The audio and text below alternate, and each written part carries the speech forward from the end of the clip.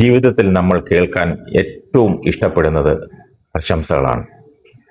നമ്മളെ പുകഴ്ത്തുന്നവരെയും നമ്മുടെ എല്ലാ തീരുമാനങ്ങളെയും ശരിവെക്കുന്നവരെയും നാം എളുപ്പത്തിൽ വിശ്വസിക്കും.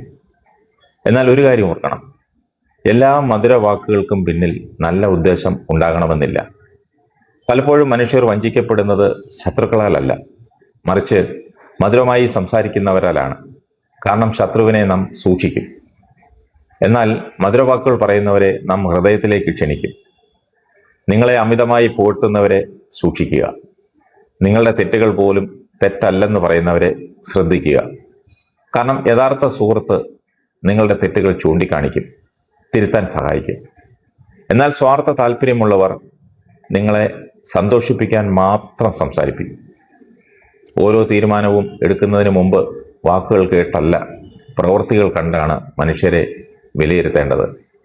ഒരാളിൻ്റെ സ്വഭാവം അറിയാൻ അവർ പറയുന്നത് മാത്രം പോരാ, അവർ ചെയ്യുന്നത് കൂടി നോക്കണം. ഓർക്കുക, മധുരവാക്കുകൾ ചിലപ്പോൾ വിഷം പൊതിഞ്ഞ മിഠായി പോലെയായിരിക്കും. പുറത്ത് മധുരം, അകത്ത് അപകടം. അതുകൊണ്ട് ആരെങ്കിലും നിങ്ങളെ അമിതമായി പ്രശംസിക്കുമ്പോൾ അവരുടെ ഉദ്ദേശവും പരിശോധിക്കുക. ജീവിതത്തിൽ വിജയിക്കണമെങ്കിൽ വികാരങ്ങളെക്കാൾ വിവേകത്തിന് പ്രാധാന്യം നൽകണം. കേൾക്കുന്ന ഓരോ നല്ല വാക്കിലും വീഴാതെ സത്യം തിരിച്ചറിയാനുള്ള ബുദ്ധി വളർത്തണം. അതിനുള്ള വിവേകം വേണം. കാരണം മധുര വർത്തമാനങ്ങൾ എല്ലായ്പ്പോഴും സത്യത്തിൻ്റെ ശബ്ദമല്ല, ചിലപ്പോഴത് കെണിയുടെ തുടക്കമായിരിക്കും.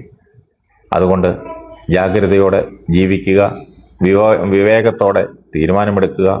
ആരുടെയും മധുരവാക്കുകളിൽ മയങ്ങി നിങ്ങളുടെ ജീവിതം നഷ്ടപ്പെടുത്തരുത്.